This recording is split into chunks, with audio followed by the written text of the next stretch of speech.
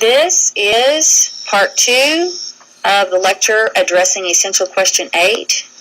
In what ways are presidential and parliamentary systems similar and different? Well, they both have some kind of separation of powers. Presidential and parliamentary systems both occur only in a republic, also known as an indirect democracy, also known as a representative democracy. They both have a legislative branch and an executive section, but there are several differences. And right now we were going to look at a presidential system. And if you'll remember, the federal system of government was created by the United States. So was the presidential system. And we still currently have a presidential system. So let's draw the picture. Here's what happens.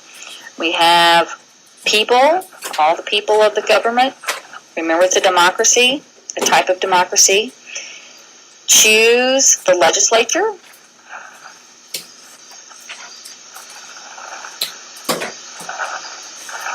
And all the people of the democracy choose the executive.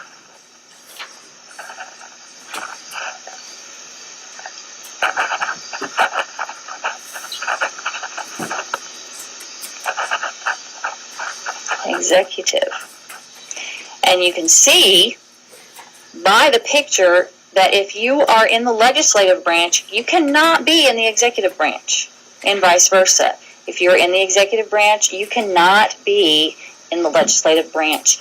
Let me give you an example.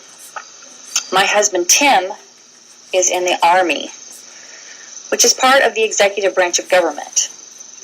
If he wanted to become a U.S. legislator and be a senator or representative in Washington, D.C., he would have to give up his commission in the Army. He could not be in the Army, which is part of the legislative branch, and also be in the, did I say legislative? The Army cannot be in the executive branch and also be in the legislative branch at the same time. So, let's write down our little dots here. Another part of the presidential system that I haven't mentioned is that terms are definite. Terms are definite. In a presidential system, a legislature, a representative is elected for 2 years, possibly. The senators may be elected for 4 years. The president may be elected for 7 years, and so on. And so in order to leave office before that, there has to be something seriously going wrong. So terms are definite. You know exactly how long you're going to be serving when you win an election.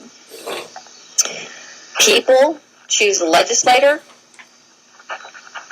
People choose the legislature.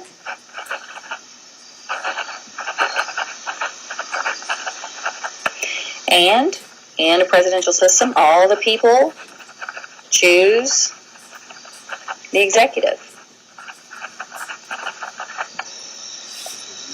And then one person cannot serve in both branches at the same time. One person cannot serve in both branches at the same time. And this is why we call it complete separation of powers.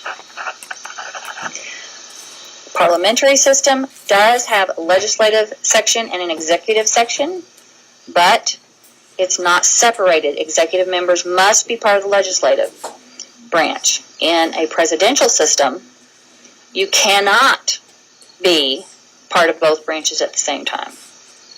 That's a requirement, so there is complete separation. And that concludes that lecture on Essential Question 8.